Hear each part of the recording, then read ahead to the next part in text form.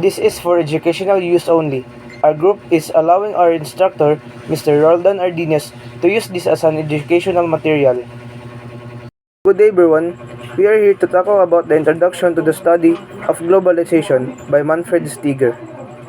And here are the members: Edward Joseph Nogid, Alvin James Aliman, Jeffrey Gonzalez, Jobert Liracho, Jorich Lakay, Marfil de la Rosa, and me, Macario Astronomo. First, we're gonna have to tackle the Manfred's ideology of globalization, and the reporters are Alvin James Aliman and Macario Astronomo. Second, Michael Freden's sentiments, and the reporters are Jorich Lakay and Jobert Liracho. Third is the Aljurs Apadorai's contribution, and the reporter is Edward Joseph Noged.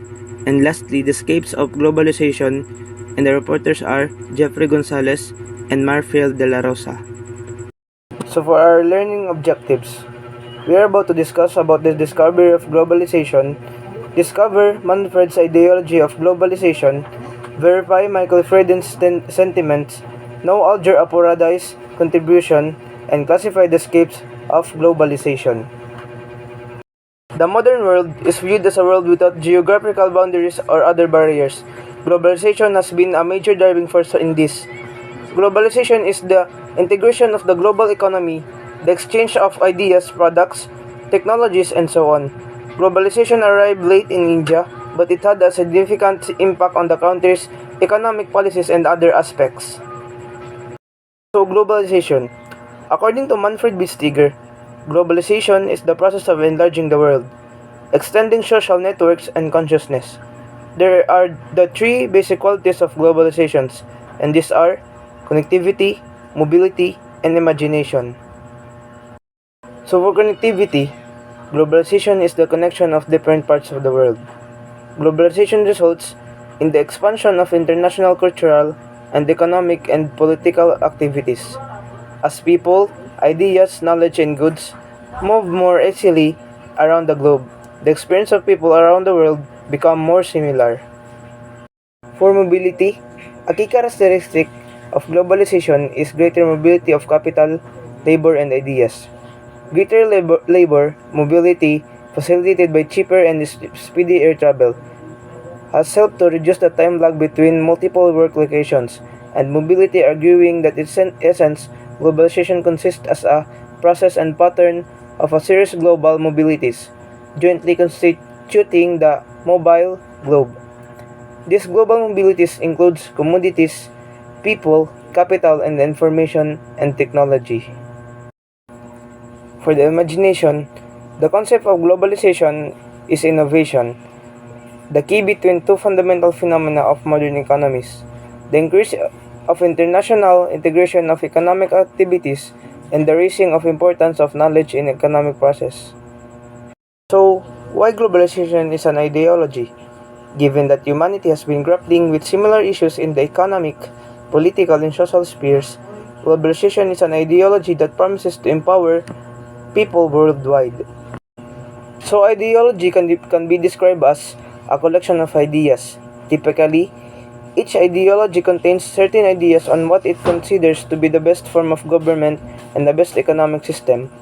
Basic ideology of globalization is to enhance global markets through liberalization of trade and integration of free markets so that service, goods, and capital can move freely across the borders. Due to the problem of economic inequality in the developing of the developed countries, liberalization of trade and integration of free markets offer improved economic solutions. Integration of economies. The growing reliance of economies on one another, the ability to buy and sell in any country around the world, the ability for labor and capital to be located anywhere in the world, the expansion of global financial markets.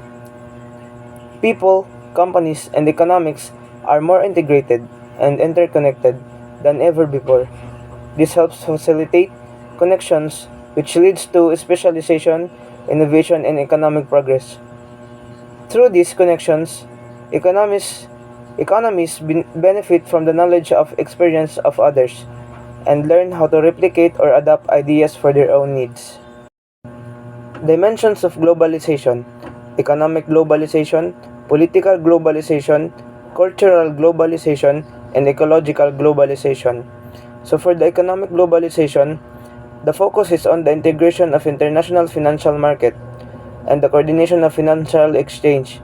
Free trade agreements such as the North American Free Trade Agreement and the Trans-Pacific Partnerships are example of economic globalization. So for the political globalization refers to the ripple effects and continuity of political relationships between countries, setting up international organizations such as United Nations, NATO, and WTO, which debates and regulate international politics and trade, is also an example of this type of globalization. Cultural globalization refers to the transmission of ideas, meanings, and values around the world in such a way as to extend and intensify social relations. This process is marked by the common consumption of cultures that have been diffused by the internet, popular culture media, and international travel. And for the ecological globalization, globalization has aided deforestation and the huge consumption of non-renewable fossil fuels and natural resources. It's only the some of examples of ecological globalization. Globalization places a strong focus on commerce, including import and export. If the demand exceeds the supply, exporting might lead to deforestation. Hi, good afternoon, sir. I'm Alvin James Aliman, and I'm here to tackle about the major elements of globalization. Number one, formation of people, and second, formation of ideas, and third, formation of things, and fourth, formation of organization. So, formation of people. Formation of people brings the society much closer together through international trade. Certain countries in our world have natural resources may not have.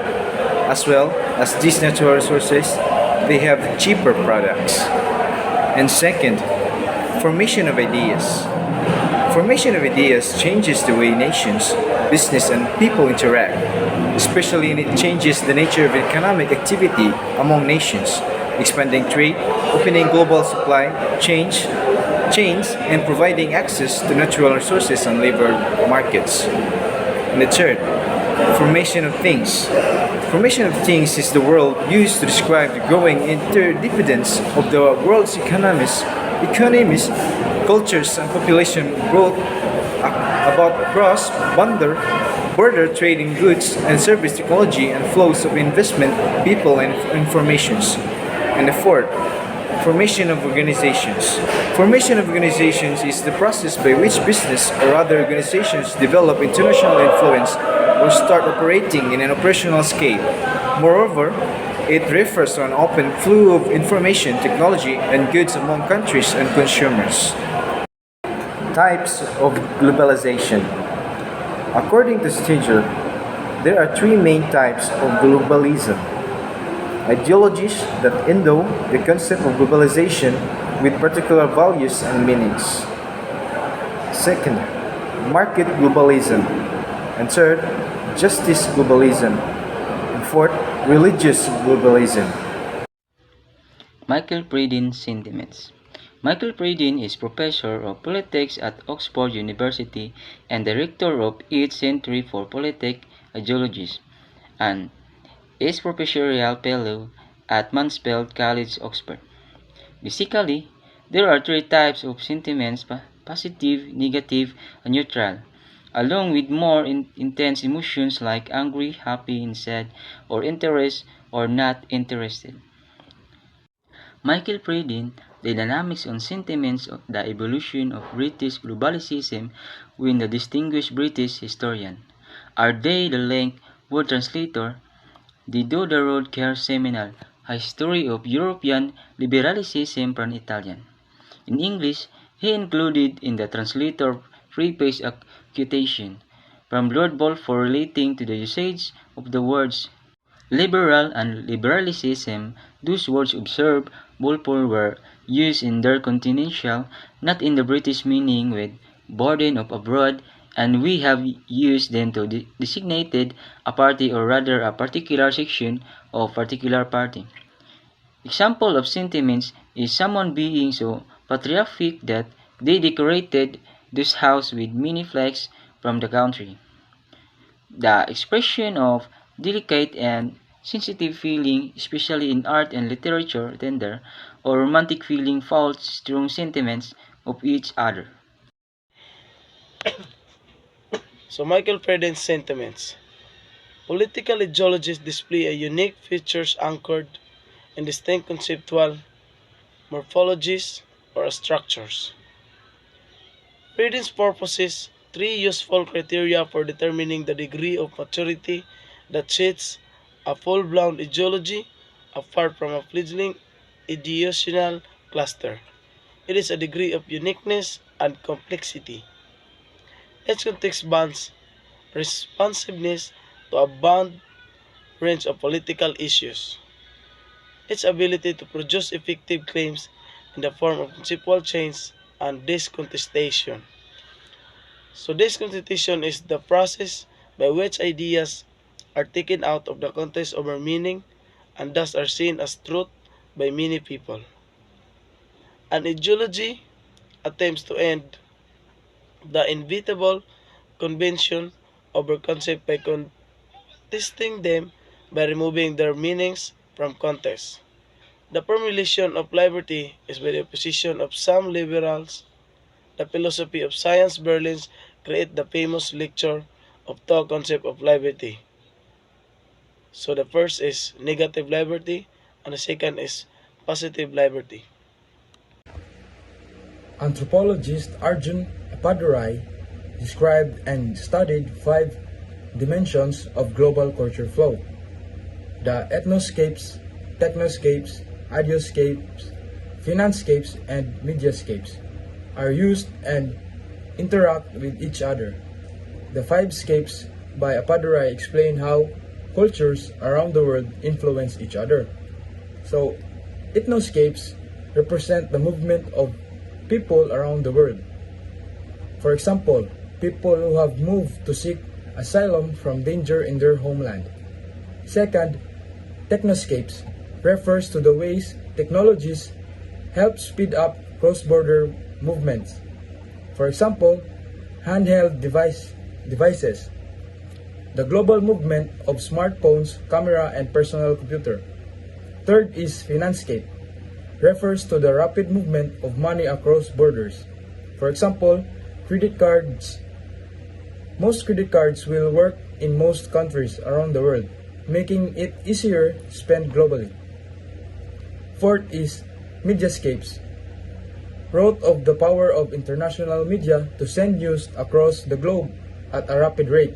For example, BBC. People around the world rely on global news outlets like BBC to get their information. And the fifth scape that Appadurai made is the ideoscape. Refers to the ideas, symbols, and narrative that have spread around the world. For example, the rapid spread of democracy in 80s and 90s centuries. According to Appadurai, that we used to always see the world in a binary. That's why he studied the five different dimensions of cultural flow, so that the culture around the world will influence each other. The scapes of the globalization, technology, and media.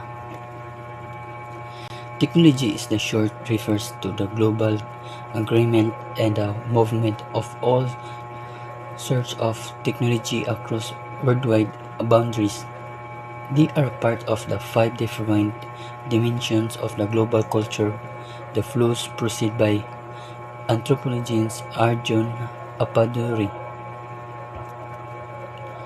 There are the two major from the term technology. First is the medical technology. Second is the informational technology. First is medical technology, which is the technology routine by physical form such as the machinery, gadgets, cars, and so on. This is the kind of the technology that has extended throughout much of the history. Second is informational technology, which is the broadcast scope involves more virtual technologies involving telecommunication and the software. This is this is the more modern types of technology, and while accept of of it have uh, extended for a very long time. Informational technology is a large modern concept. Next is media scape. So media refers to the flow of the media across the borders. In earliest the historical periods is the cold thick weeks or even months of the entertainment of the education concept that travel from the one location to another, from the telegraph to the telephone, and now the internet and other digital communication technologies. Hi, I'm De La Rosa Marfiales, and I'm here to talk about finance escapes. Finance escapes. The term finance escapes derives from the global theorist Arjun Appadurai on 1996. He sees it as one of the perils of economic globalization, defined as cross-border movements of loans, equities, direct and indirect investments, and currencies that transcend the power of the nation state financescapes. Alternatively, financescapes refers to the different forms of capital and movement of such across the world for various purposes. So, what types of capital are we talking about? Examples include cash or electronic equivalents like bank transfers, stock via stock exchanges, currencies via currency exchanges, commodities via the commodities market, and in today's era, things like decentralized virtual currencies such as Bitcoin via peer to peer mechanisms, as well as exchanges.